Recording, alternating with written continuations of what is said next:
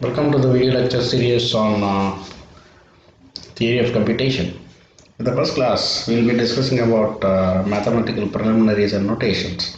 So since this subject is concerned with mathematics, it's highly important to discuss all the mathematical concepts before we actually proceed into the subject.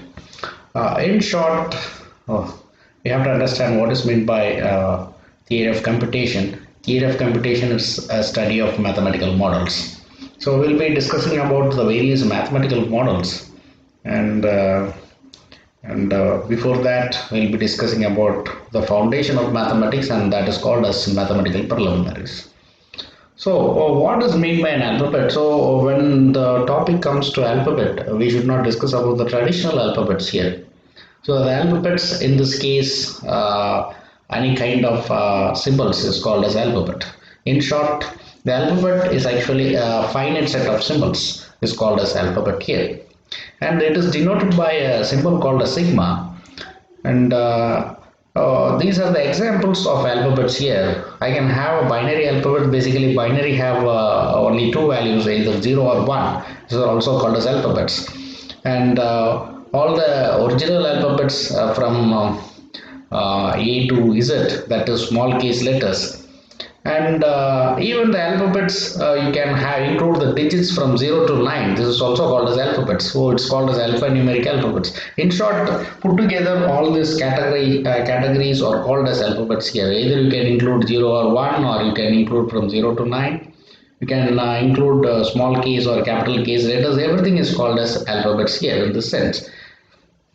So even digits are called as alphabets here. Okay. So, but the alphabets is represented with the help of the sigma here. So, if I say sigma equal to 0, 1, that means it has only two symbols. The alphabets is having only two symbols, that is called as 0 or 1. Okay. Now, what is meant by a string? A string is actually the collection of symbols over an alphabet is called as a string here. For example, if I have an alphabet called as 0 and 1, so what is a string? The string is actually, it should be generated with the help of this alphabets, two alphabets, that means 0, 0, 1, 1, 0 and 0, 1, 1, 0. These are called as strings over here. So you can actually repeat a single alphabet more than one time, or you can just club these two alphabets into repeatedly many number of times. Okay, but I cannot write, since the alphabet is given as 0 and 1, I cannot generate a string called as 0, 1, 2, or I cannot generate a string called as 2, 1, 0. So this is not possible because 2 is not actually included in the point of alphabet as far as this case is concerned. And I take another example, a sigma equal to a comma b. So I have two set of symbols. So the strings can be formed only with the help of these two symbols called as A and B.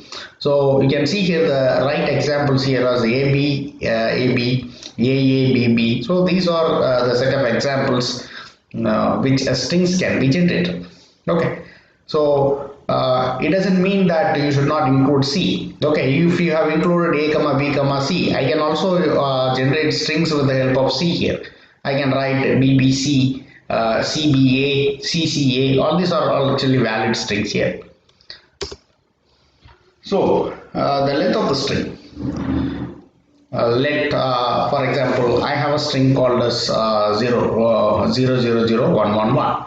Okay, so this is a string, and the length of the string is actually represented by the variable flanked by two vertical bars. So if a variable is flanked by two vertical bars, that actually denotes the length of the string here. In the first case, I have 6 symbols here inside a string, so it is given as 6. In the second case, I have a string which has 4 set of symbols here, 4 symbols. Okay, that means A appears 2 times and B appears 2 times. So put together, the set length of the string is actually 4 here. Now, what is meant by a null string? A string does not have any value, or it does not have any sort of symbols here. But in short, the null string is actually denoted by a symbol called as epsilon or lambda. Okay, so epsilon is called as null string here. In mathematical notation, if a symbol epsilon is included, then that is called as a null string here. Okay. But if you find the length of the epsilon or lambda, since it's a null string, the length of its value will be 0. It's 0. Okay. So that makes the difference here. Now, what is meant by reversing a string? And if I write ABC, let us assume that ABC is a string.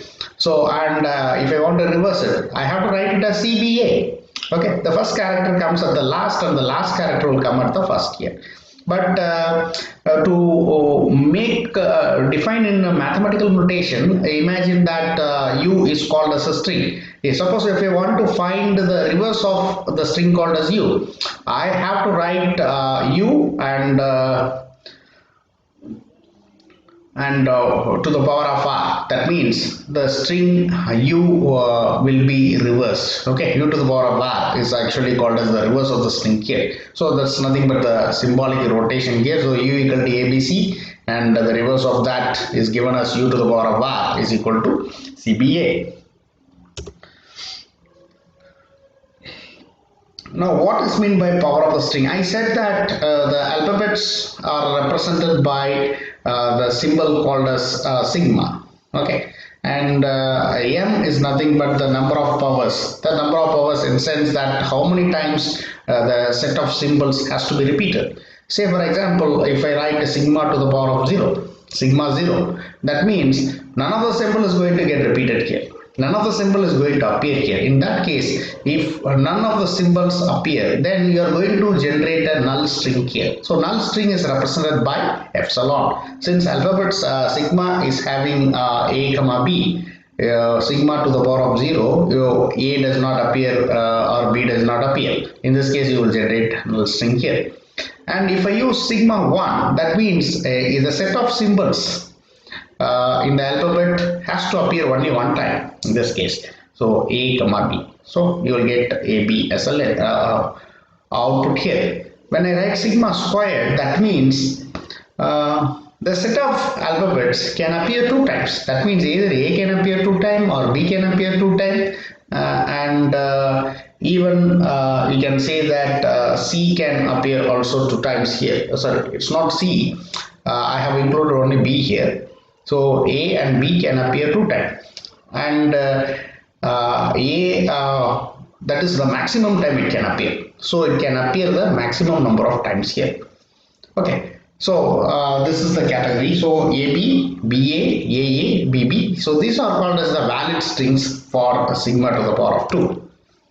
And the next is called as a clean closure. So what is meant by clean closure? So in this case,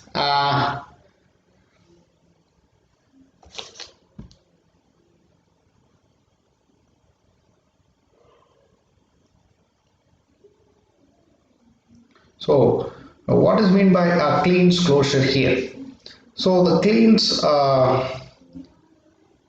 closure is actually represented by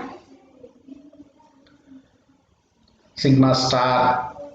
Sigma star means that means the set of symbols can appear 0 or more number of times. When I use sigma plus, that's called as a positive closure. Positive closure in the sense it can appear 1 or more number of times. Okay, so when I use sigma star, it's called as clean closure or clean star. So that means the symbol may or may not appear. Okay, so even 0 times it is permitted. So if none of the symbol appears, obviously the result is actually epsilon here. Okay, so I use sigma is equal to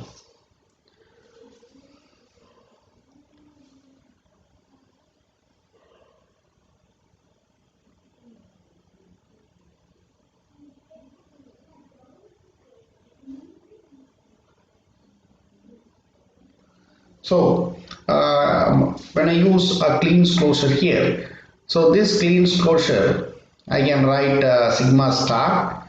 So sigma star is called as it appears, the set of symbols appears 0 or more number of times. When I use sigma plus, that means it can appear one or more number of times. Okay, so it can appear even infinite number of times. So when I put star, it can appear 0, or it can appear any number of times or infinite number of times. Similarly, when I put plus, it has to at least appear one time, and it can appear any number of times. So here I put a symbol called a sigma is equal to 0. That means 0 may or may not appear. If it does not appear, what happens? Sigma star, the first value you will get epsilon because it does not appear, though you will get a null string. So if it appears one time, you will get 0. If it appears two times, you will get 0 0, and if it appears three times, you will get 0 0 0, so on and so forth. And the next case, when I use sigma is equal to a comma b, sigma star. So if both this symbol does not appear, what happens? It is actually epsilon. And if this symbol appears, I can say A and B, AB, BA. So all these are called as valid here. So sigma is equal to pi. That's called as an empty set. And sigma star is equal to epsilon here. Okay. So what is sigma star? So sigma star varies from sigma 0 to sigma to the power of n here. So the difference between sigma star and plus is actually when you get an epsilon, it is called a sigma star, and when you get at least one time the symbol, then that is called a sigma plus. But both actually appears infinite number of times to the maximum extent here. Okay, so what is meant by a substring? So if you have a big string, say for example, I have a string called as skcet, and I take the first three words called as skc. So this is called skc is called as a substring of skcet. So as far as this case is concerned, I am writing a string called as ABB, ABA, and if I take a small portion of the string from this string, then that is called as a substring here. So that means A is called as a substring, AB is a substring, ABB is a substring, and even BAB is a substring, even BBA is also a substring. So anything which is part of the main string is considered to be a substring here.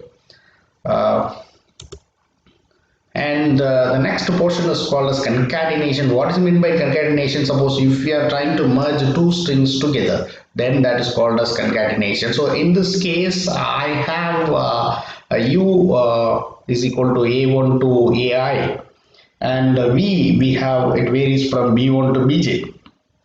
So both cases, if I want to merge these two strings together, so the first string is represented by U and the second string is represented by V. So UV is equal to, just merge it together. So A1 to AI, and subsequently it is followed by B1 to BJ.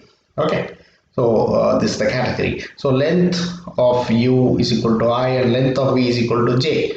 And if you want to find the length of the concatenated string, that is UV flanked by two vertical bars, then you can say that I is the maximum length of A, and J is the maximum length of B here, and you can put together the I plus J. So that is the total length of the concatenated string called as UV here.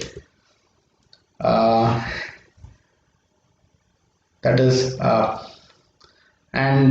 see, whenever you have an empty string, and if you try to concatenate with the original string, so empty string does not change the original output. For example, if you have a string called as AB, and if you are trying to concatenate with epsilon, so AB concatenated with epsilon, you will get the answer AB. So in no way it is getting the original string AB is getting affected. So anything which is concatenated with epsilon, you will get the same answer here. So that's what it is given in a mathematical notation as U concatenated with epsilon always produces U, and similarly epsilon concatenated with U always produces U. So it does not going to change the original string called as U here.